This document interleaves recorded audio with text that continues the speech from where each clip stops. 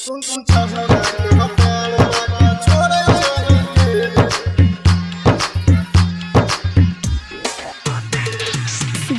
कंचन राज हाजीपुर वैशाली।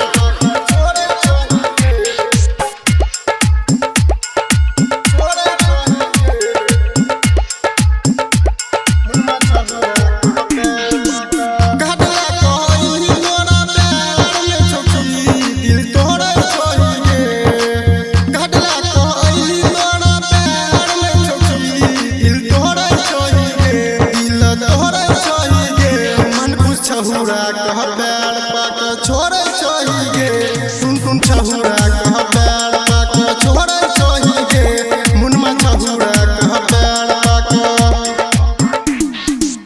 काटला कहली तोरा पैर में छोटी दिल तोड़े चाहिए काटला कहली तोरा पैर में छोटी दिल तोड़े चाहिए दिल तोड़े चाहिए मन छहुरा कह बैल छोड़े चाहिए सुन छहुरा कह बैल पाक छोड़े चाहिए मुनमा छहुरा कह बैल पाक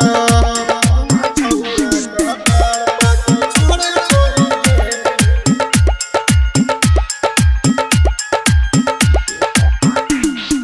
डीजे कंचन राज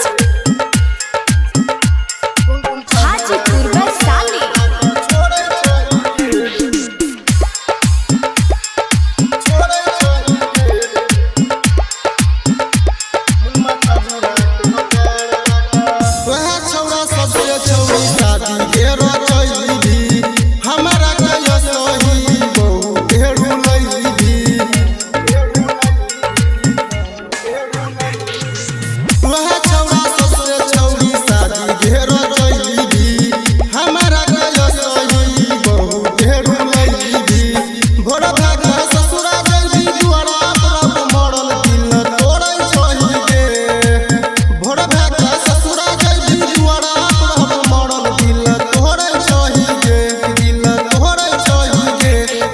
छहुरा कह बैल पाक छोड़े चाहिए सुन छहुरा कह बैल